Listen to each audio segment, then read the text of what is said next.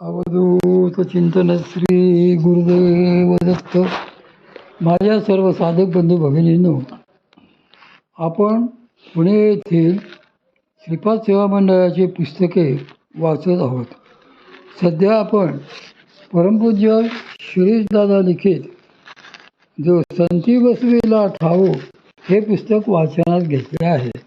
आज आपण त्यातलं क्षुद्रदेवतांची वाहने इथून सुरुवात करत आहोत. श्री क्षुद्रदेवतांची वाहने. श्री माऊलींनी येथे आवर्जून दाट न रेघे श्वापद असे म्हटले आहे. साधनेची जागा अशी असावी की त्या जागेच्या परिसरात घनदाट झाडी नसावी आणि असावी आणि साधनस्थानी एकाहून अधिक साधकांची वस्ती असावी. अशा जागी श्वापदे येऊ नयेत. श्वापद म्हणजे हिंस्र पशु, जंगलात राहणारे प्राणी. पाळीव प्राण्यांसाठी श्वापद हा शब्द प्रयोगात आणत नाहीत. ही श्वापदे साधनास्थळी येऊ नयेत. साधनेत काही विशिष्ट प्रकटस्थिती प्राप्त झाल्यानंतर साधकाच्या मनातला दयाभाव, समभाव, करुणभाव, अहिंसेचा भाव हा उत्कर्षाला पोचतो व त्याच्या समोर कुणी पशुपक्षी आल्यास त्यांच्यातही उतरतो. मग त्यांना कुणाचे वैर अथवा भीती वाटत नाही.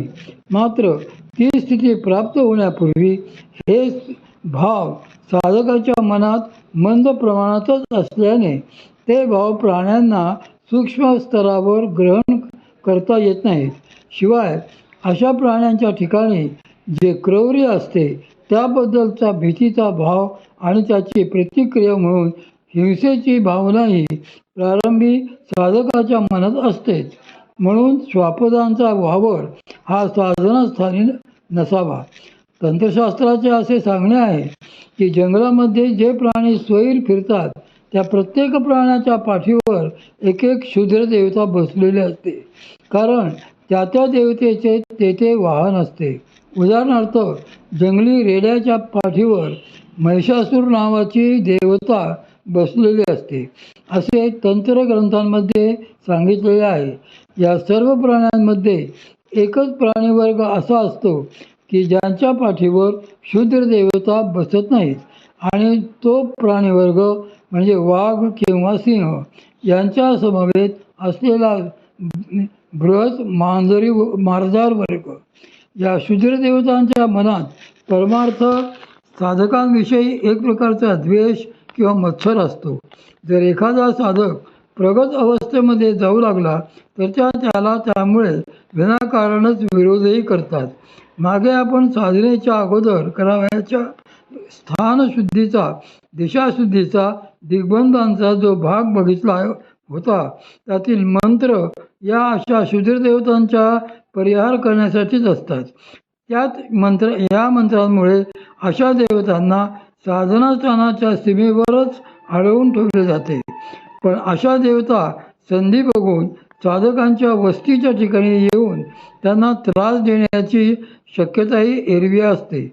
काही श्वापदे मुळात हिंस्र नसतात, पण या क्षुद्र देवता त्यांना अशा वेळी आपल्या इच्छा सामर्थ्याने हिंस्र बनवतात. मात्र अशा श्वापदांचा त्रास हा साधकांनाच होऊ शकतो, सिद्धांना नाही. श्री नारायण स्वामींची कथा. परमपूज्य श्री नारायण स्वामी महाराज नामक एक फार थोर सत्पुरुष होऊन गेले. श्री क्षेत्र नृसिंहवाडीला देवांच्या आज्ञेनुसार आजही त्यांची आद्यपूजा होते. एकदा ते कोल्हापूर परिसरात असताना अंबाबाईने त्यांना दृष्टांत दिला की कुडुत्रीच्या भागात तुम्ही संचाराला जावे. त्याप्रमाणे ते त्या भागात गेले असता परत एक दृष्टांत झाला की येथे जवळच दुर्गमान गडावर विजयादेवीचे देऊळ आहे, तेथे तुम्ही रात्री मुक्कामाला जावे. त्या देवीच्या देवळात रात्रीच्या वेळी कोणीही थांबत नसे. पुजारीही सकाळी पूजा करून निघून जाई, कारण रात्री तेथे वाघ वस्तीला येत असत. त्यामुळे त्यांच्याबरोबर देवळात जायला इतर कोणीही तयार झाले नाहीत. त्यांचे जे एक दोन निकटचे शिष्य होते तेच फक्त त्यांच्यासोबत निघाले. श्री महाराजांनी जाताना आपल्या शिष्यांना बरोबर फक्त एक दिवा, काही बिब्बे, स्वच्छ फडकी आणि सुई एवढेच सामान घ्यायला सांगितले व ते सगळे डोंगरावर गेले. त्यावेळी तेथे कोणीही नव्हते. श्री महाराजांनी आपल्या शिष्यांना काळ्या लाकडे जमा करून ठेवण्यास सांगितले. संध्याकाळपूर्वी देवीचा सालकरी गुरव एक माणूस सोबतीला घेऊन तेथे आला व नंदादीपात तेलवात करून मंदिराचे दार बंद करून लागला. तेव्हा श्री महाराजांनी त्या गुरुवाला देऊळ उघडे ठेवण्यास सांगितले. त्यावर गुरव घाबरत म्हणाला, महाराज, देऊळ उघडे ठेवतो, पण मी काही रात्रीच्या वेळी येथे राहणार नाही, कारण येथे वस्तीला वाघ येत असतात. तुम्हाला हवे तर जरूर राहा. असे म्हणून देऊळ उघडे ठेवून तो गुरव व त्याचा मनुष्य निघून गेले. अंधार पडताच परमपूज्य श्री नारायण स्वामी महाराज व त्यांचे शिष्य मंदिरासमोर शेकोटी पेटवून तेथे भजन करीत बसले. मध्यरात्रीच्या सुमारास प्रचंड मोठी डरकाळी फोडत एक पट्टेदार वाघ तेथे देवीच्या दर्शनाला आला. ती भयंकर डरकाळी ऐकून शिष्यांची भीतीने गाळण उडाली. पण श्री महाराज त्यांना म्हणाले, अरे जरा थांबा, त्याला भिवू नका, तो तुम्हाला काहीही अपाय करणार नाही. मग त्यांनी प्रेमळपणे त्या वाघाला जवळ बोलावले. तो लंगडत जवळ आला तेव्हा त्याच्या असे लक्षात आले की त्या वाघाच्या पुढच्या पायाच्या पंजाला काटा रुतून मोठा फोड झालेला होता आणि त्यात पू साचलेला होता. ते बघून त्यांनी वाघाला बसायला सांगून त्याचा पंजा हातात घेऊन हळुवारपणे सुईने तो फोडला. आतला काटा काढून रक्तपुवाचा भाग स्वच्छ केला व तेथे बिब्याचा एक चटका दिला. त्यावर मलमपट्टी केली. वेदना शमल्यामुळे वाघाला खूप बरे वाटले. नंतर तो शांतपणे त्यांच्याजवळ झोपून राहिला.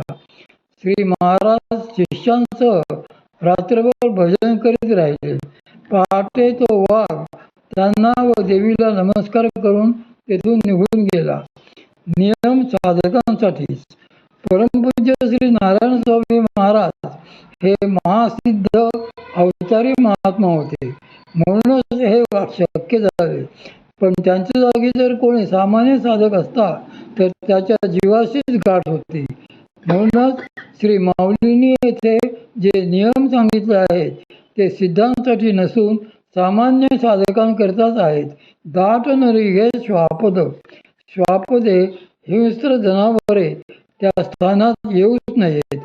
साप, विंचू यांचे सूचन सुद्धा या श्वापद शब्दानेच केलेले आहे.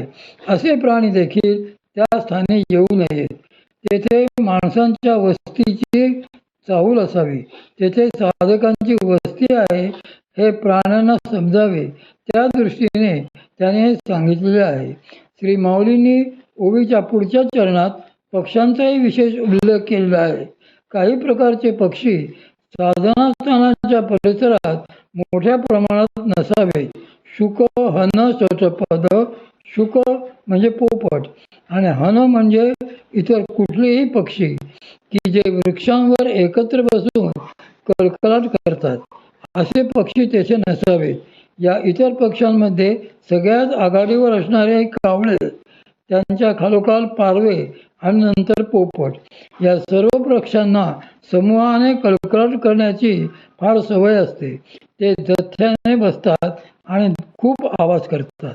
अशा कलकलाटाने साधकाचे ध्यान भंग पावू शकते, त्यांच्या मनाची चंचलता वाढू शकते. म्हणूनच असे पक्षी त्या परिसरात नसावेत असे श्री माऊली सांगतात. हंसदेवांच्या मृगपक्षीशास्त्र नामक ग्रंथात 27व्या श्रेणीत रानात आढळणाऱ्या काक, करट, कळीपुष्ट, सत्कृत प्रज वगैरे 12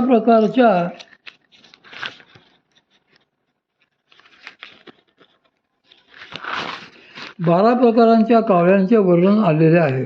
कावळे हे शरीराला घाण देणारे, कोणाही इतर पक्ष्यांना मारणारे, कर्कश आवाज करणारे असतात.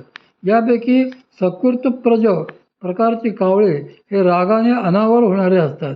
त्यांना मनुष्यगंध आवडत नाही व त्यामुळे ते माणसांशीही लढतात. त्यांना निंदे म्हटले जाते. असाध्या कोपकाले तू नरगंधा सहिष्णवा मनुष्यश्च रणोत्साह निंद्यास्ते परिकीर्तिता. कावळे, पारवे, पोपट हे सगळे पक्षी कलकलाट करणारेच असतात. कोणते पक्षी नसावेत? श्री रघुनाथ पंडितांनी संस्कृत नेषिकांच्या आधाराने रचलेल्या नरदमयंती स्वयंवराख्यानात असे म्हटलेले आहे की तदितर खगयेने वेगळाले पळाले उपवन जल खेळी जे कराया मिळाले स्वजन गवस लाजो त्याज पाशी नसे तो कठीण समय येता कोण कामास येतो.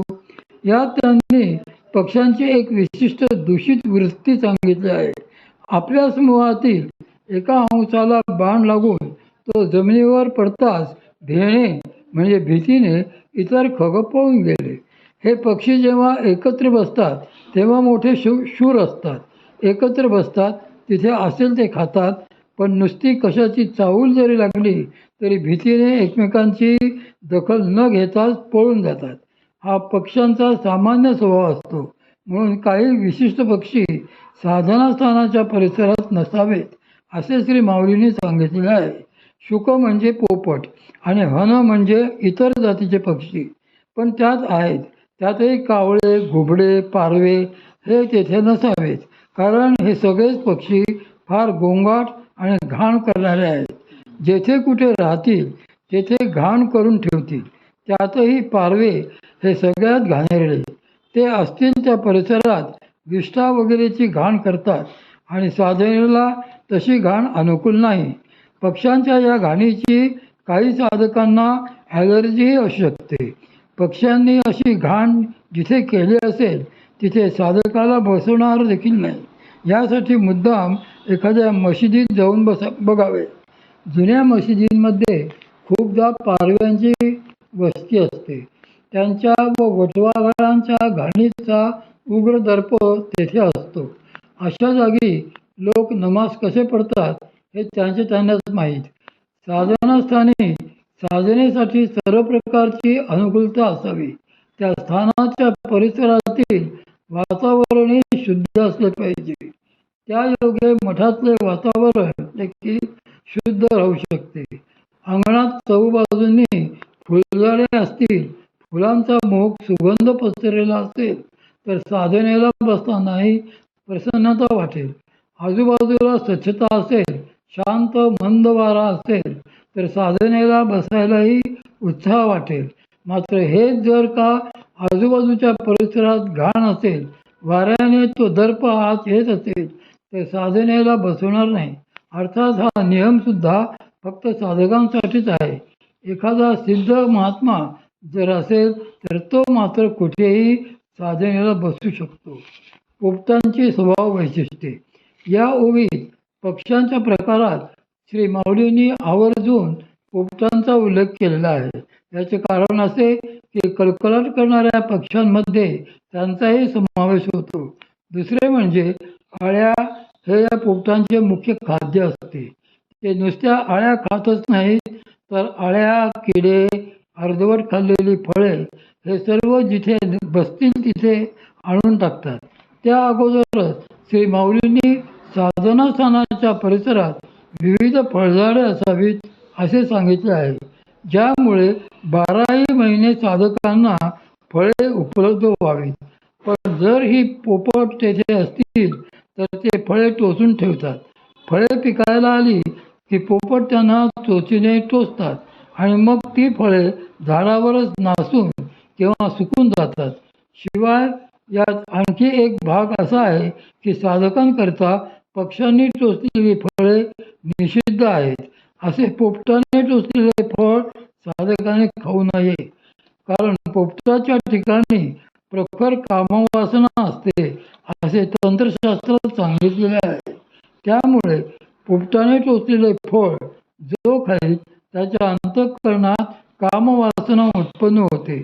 म्हणून काही विशिष्ट तांत्रिक आणि वाजिकारक प्रयोगांमध्ये पोपटांनी टोचलेलीच फळे वापरली जातात. याच कारणाने पोपट त्या स्थानी असू नयेत असा उल्लेख श्री माऊलींनी मुद्दाम केलेला आहे. मृगपक्षीशास्त्र ग्रंथातील 29व्या श्रेणीत हंसदेवांनी पोपटाचे 3 प्रकार सांगितलेले आहेत: शुक, किर आणि शारिका. त्यांचे गुणधर्म सांगताना त्यांनी असे आवर्जून सांगितले आहे की युनांच युवतीनांच विशेषात कामदा मता. तरुण स्त्री पुरुषांमध्ये विशेष करून कामभावना जागी करणारे हे पोपट असतात. जमीनदार व माकडाची गोष्ट. मनुष्य प्राणी आणि श्वापदांमध्ये एक भाग सारखाच असतो, तो असा की त्यांच्यामध्ये सहसा एकी होत नाही. त्यामुळे कुठल्याही कारणाने म्हणा, त्रयस्थ शत्रू आल्याने म्हणा किंवा आपापसात भांडण झाल्यामुळे म्हणा, हे प्राणी ताबडतोब आजूबाजूला पांगतात, कारण त्यांच्यात एकी नसते. मग सगळ्या बाजूने त्यांचा गोंधळ सुरू होतो. परमपूज्य सद्गुरू श्री मामा या संदर्भात एक मार्मिक गोष्ट सांगत असत. एक जमीनदार होता. त्याच्याकडे मोठी शेती होती. तो ऊस वगैरे लावत असे. एके वर्षी त्याने ऊसाचे गुऱ्हाळ काढले. त्याच्या शेतीच्या आजूबाजूला घनदाट झाडे होती. पाणवठा होता, त्यामुळे बरीच माकडे पण त्या भागाला राहत होती.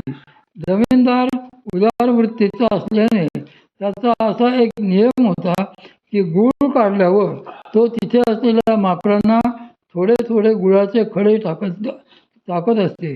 ती माकडे मग गूळ खाऊन पळून जात. पण एखाद्या दिवशी त्यांना जर खायला गूळ मिळाला नाही तर मात्र ती माकडे शेतीची नासधूस करीत असत. शेवटी कंटाळून त्या जमीनदाराचा दिवाणजी त्याला म्हणाला की मालक, असे किती दिवस चालायचे? गुळाचा हंगाम संपत आला की माकडे आणखी नासधूस करतील. त्यावर जमीनदार म्हणाला, पण आता आपण करणार काय? या माकडांना रोज येथे येऊन गूळ खाण्याची सवय झालेली आहे आणि गूळ जर दिला नाही तर ती दंगा करतात. त्यांना बारकाईने विचार करून दिवाणजी म्हणाला की मालक, आपण एक युक्ती करूया. तुम्ही या माकडांना गुळाचे खडे टाकताना त्याऐवजी त्यांच्यासाठी अख्खी गुळाची ढेपच ठेवा. जमीनदारालाही दिवाणजीचे म्हणणे पटले. पण मग तो त्याप्रमाणे त्याने माकडे येण्याची वेळ झाल्यावर एक गुळाची ढेप काढून ती नेहमीच्या जागी ठेवली. ती माकडे आली. त्यांना अशी सवयच लागलेली होती की आपल्याला जो गुळ